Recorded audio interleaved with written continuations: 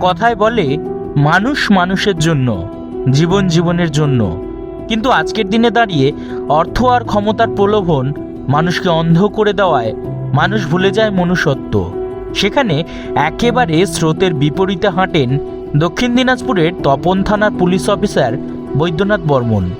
এই পৃথিবীর বুকে মানবিকতা যে আজও বেঁচে রয়েছে তা প্রমাণ হলো আরও একবার।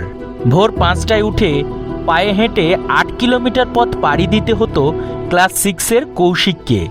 ছোট্ট শিশুর এই অসহায়তার কথা জানতে পেরে পাশে এসে দাঁড়ান এসআই বৈদ্যনাথ বর্মন।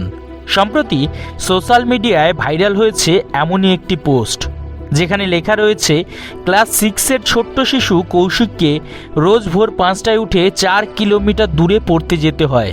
প্রতিদিন টোটো করে যাওয়া ও আসা সম্ভব না, তাই হেঁটেই রওনা দিত সেই শিশুটি। 8 কিলোমিটার রান করে আবার স্কুলে অবশেষে ক্লান্ত হয়ে পড়ত সে। বিষয়টি জানতে পেরে দক্ষিণ দিনাজপুরের তপন থানার এসআই সাহেব সম্মানীয় বৈদ্যনাথ বর্মন মহাশয় কৌশিকের জন্য একটা সাইকেল নিয়ে সশরীরে হাজির হলেন তাঁর বাড়িতে।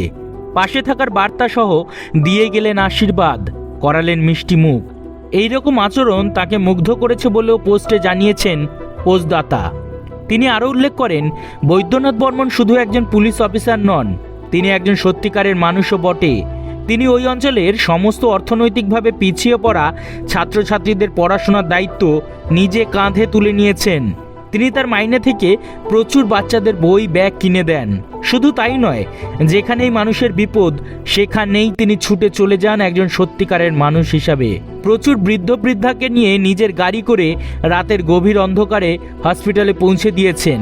অসুবিধায় তাদের চিকিৎসার জন্য নিজের মাইনে থেকে টাকাও দিয়েছেন। কিছু মানুষ আছে যারা কখনোই বিজ্ঞাপনের আলোতে আসেন না।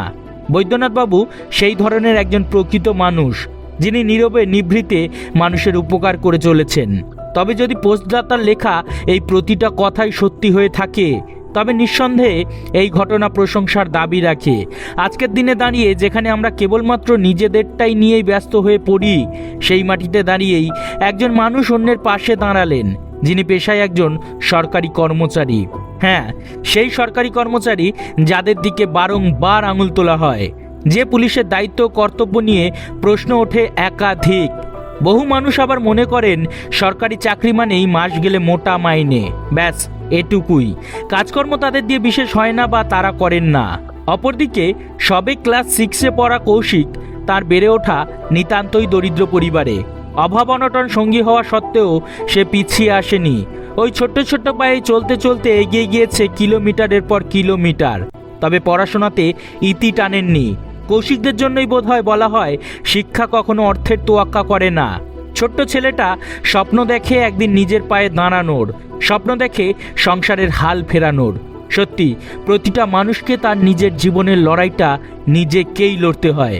তবে চলার পথে যখন বৈদ্যনাথ বাবুর মতো মানুষরা সহায় হন, তখন কৌশিকদের চলার পথে আত্মবিশ্বাস বজায় থাকে।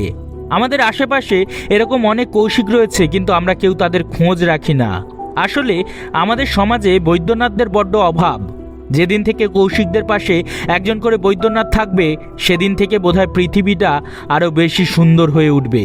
এভাবে বৈদ্যনাথদের গড়ে তোলার চাকায় ভর করে এগিয়ে চলুক কৌশিকদের ভবিষ্যৎ। কৌশিকরাই হয়ে উঠুক ভবিষ্যতের বৈদ্যনাথ। ভালো থাকবেন বৈদ্যনাথ বাবু। আমরা কামনা করি এভাবেই আমাদের সমাজে একদিন গড়ে উঠবে অসংখ্য বৈদ্যনাথ। ধন্যবাদ এতক্ষণ আমাদের সাথে থাকার জন্য। আমাদের ভিডিওগুলি যদি আপনাদের ভালো লাগে তবে অবশ্যই আমাদের পাশে থাকবেন।